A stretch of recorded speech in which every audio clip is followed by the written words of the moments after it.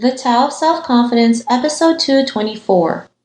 Welcome to the Tao of Self-Confidence, where I share stories of amazing women who have discovered their inner journey to self-confidence. Visit our website at thetaoofselfconfidence.com. Your inner journey to self-confidence awaits. Well, hello, friend. Welcome to the Tao of Self-Confidence, where I share stories of amazing women who have discovered their inner journey of self-confidence. I'm your host today, Sheena Yap Chan, and today I have an amazing woman today. She is a writer, a performance artist, and also a teaching artist, and I'm just excited to have her on and share her story with us on self-confidence and her journey. And so without further ado, I'm going to introduce you to May Lee Yang. May, how are you today? Maybe you can fill in a little bit more about yourself to the listeners. I'm good. Thanks so much for inviting me, Sheena. So I am a writer, write different things, but I'm mostly known as a playwright these days.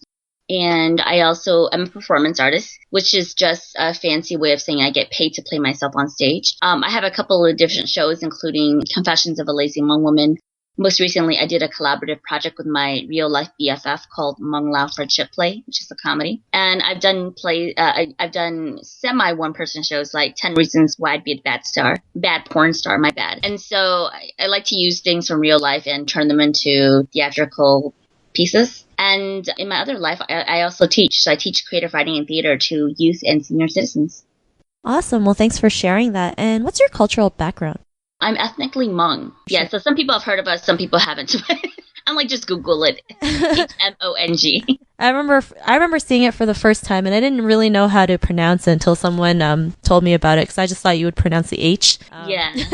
But now I know it's silent. But thanks for sharing that. And May, what would be your favorite self-confidence quote? You know, I know this is really cheesy and corny, but so I heard this quote like 15 years ago and I still love it. It's shoot for the moon, because even if you fall short, you'll still land among the stars. And I like this quote because, I mean, I grew up in the 80s, right? And so I love this idea of chasing your dreams. And even 15, 20 years later, I guess it's probably 30 years later, right? The 80s have been long gone. I still think that everyone should shoot for their dreams. I love that. And you know, it's funny because, you know, when people fall short of their goals, they don't actually celebrate it. You know, they feel like, oh, I didn't hit it. But if you met halfway, I mean, that's still an achievement, right? And people forget to celebrate it. And it's like they give up right away knowing they're already halfway there. So, you know, I like that when you say shoot for the moon. Yes. Yeah. Because even if you fall short, I mean, you still, you know, accomplish something, whether it's 20%, 30%, or 50% of your dreams, you're almost there. And, you know, some people just quit too easily sometimes when they don't meet it. So, you know, I don't think it's cheesy. I actually like it. It's a great, it's a great quote. So thanks for sharing that. And, and in your own words, how would you define self-confidence? You know, I really think it's about being happy with who you are and living the kind of life you want to live without compromise. And when I thought about that, I stopped at the term without compromise. What does that mean? Because some people could say, you know, I want to hurt people. You know, I don't want to compromise that. But I guess for me, it just means try to be your authentic self. And what's good about this day and age is that we try to emphasize that a lot more. Or maybe that's just my news, my Facebook news feeds and stuff. But even, when I was growing up, I mean, people were pushing for everybody to be perfectionists. And now people are saying it's okay to fail. We should actually, we should invest in failing, because only through failing can you get to where you want to be. Or a lot of people, I think, are they're not looking for a job or a career. They're looking for a life for themselves. So I like the way that we've changed, that perspective of our lives. Well, thanks for sharing that. And I like that definition. And it's true, right? I mean, especially growing up Asian, you know, we've always been taught to just like be that good daughter or that good wife or good sister. And we put up this front and, you know, nobody sees our true authentic self, knowing, you know, it may look perfect on the outside, but people are dying on the inside because they're not letting their true selves out. And like you said, now this day and age with social media, you know, a lot more people are more vulnerable in sharing their stories and sharing, you know, how inspiring they can be. And like self-confidence is just loving yourself, you know, with all your flaws, with all your fears, with all your doubts. And that's what it is. It's just embracing who you are and being okay with that. So I really love that definition that you mentioned. And May, what was your life like before your discovery of self-confidence? I was in an interesting position. You know, I remember feeling really embarrassed and ashamed a lot. I didn't start off that way. I was the kind of kid when I was growing up. I was really loud. I had a lot of opinions. Adults thought I was really funny or witty, right? They probably thought I was very, what is that term? I forget. But anyway, people were very fine with me as a kid. But the older I got, as in when I turned 7, 8, 9 years old, people started saying things like, hold on. Hmong girls don't talk like that. Hmong girls don't dress like that. Or when I was at school and I was just being myself, people were like, hey, yeah, Asian girls don't raise their hands in class. I know it sounds stupid, ridiculous, right? But whether I was at home or at school or in other public spaces, there was always somebody policing who they thought I should be. And so I learned to shut down. I learned to shut up. So for some examples where, I grew up poor, and there were so many things that were very blatant as well as very subtle that taught me that it was not a good thing to be poor. My parents came here as refugees. By the time I hit, 5th or 6th grade, I was embarrassed, about having parents who couldn't speak to my teachers at conferences. And it's funny because I talk to some kids these days, Hmong kids, and they're like, why are you so embarrassed? We have so much Hmong pride. I'm like, yes, but people my age, 20 years ago, this is my experience 20 years ago, right? Because of all the stuff we had to do, you guys feel better about yourself. But this was my reality 20, 25 years ago. And even growing up, I was a really skinny kid. And then when puberty hit, I got boobs and I gained weight. And again, people were like, Asian girls aren't chubby. So anyway, it was not I did not have a good time growing up. Thanks for sharing that. And I think it's something we all kind of face too when we're younger, especially like you said, growing up in the 80s and the 90s. We have all these perceptions of we have our surroundings telling us how to act. It's like, you can't sit like that, you can't say that, you can't laugh at that joke. And it's just like we're when so many people tell us what to do, we just, like you said, shut down because we don't even know what to do anymore, because every action we take is like, is it the right way or the wrong way? And then, we start to doubt ourselves and it's like this whole crazy cycle because it affects us in our adult lives as well. And, what was that point in your life when you realized, you can be who you are, you can be the person that you've always wanted to be, break out? And, what was that aha moment in your life?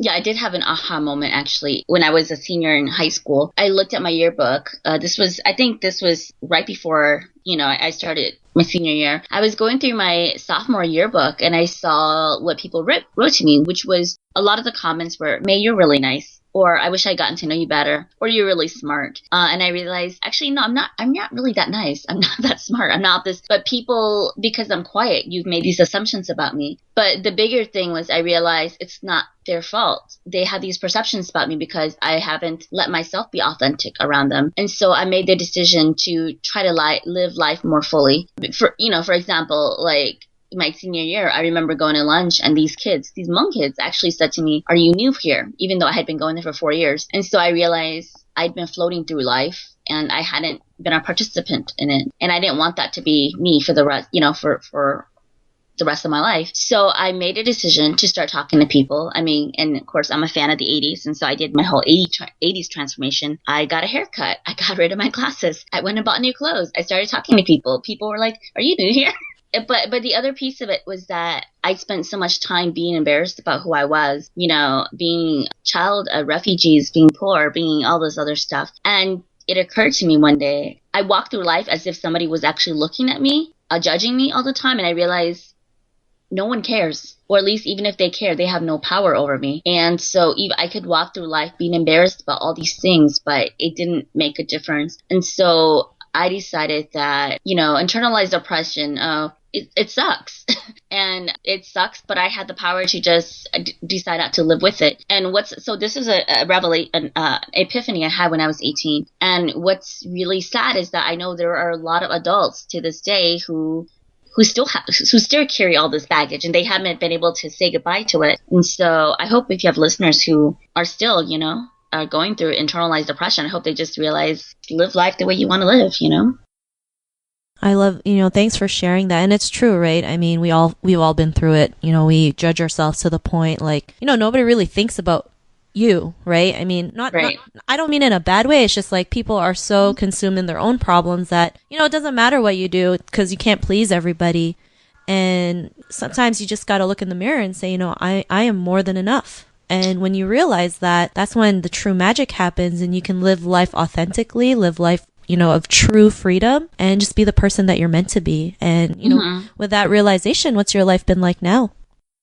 Much better. I mean, I think I am really privileged to be in places where people value my opinion. I mean, I joke about how I get paid to play myself on stage, but it's true. I mean, whether I'm teaching or I'm performing or I'm just talking to people, I'm talking about my own experiences. And I think the goal is that hopefully through talking about some of the, challenges I went through, hopefully other kids don't have to go through some of this stuff. And so it feels good.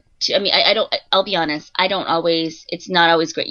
Even though I attempt to live authentically, it doesn't always happen 100% of the time. There are moments where I'm like, I just want to hide, or I don't feel comfortable in the space. So that still happens. But I think I do a much better job of being myself than I used to be. And it feels good to attempt to live the life you want to live, versus being stuck in a job or being stuck around people who make you feel bad. I know that sounds so simple, but I know a lot of people who are in really negative situations that are not necessarily abusive situations, but they're around people who say mean things about them, or people who make them feel bad. And so I feel really privileged to be around good people. Thanks for sharing that. And, I'm glad you're able to, live the life that you want. And it's true, right? Being, self-confidence is like a forever journey. We're not always going to be 100% confident. There's going to be days where you just want to hide from the world, where you just want to binge on Netflix and eat ice cream all day. But the best thing is, because we work on ourselves so much, that it's easier to just get back up, and that's what's beautiful about it. So sometimes you got to just feel all those feelings away, just get rid of them and bring new energy in. So May, to the woman who's listening to your episode, she may be in a similar journey to self-confidence. What would be that one tip you'd give to her?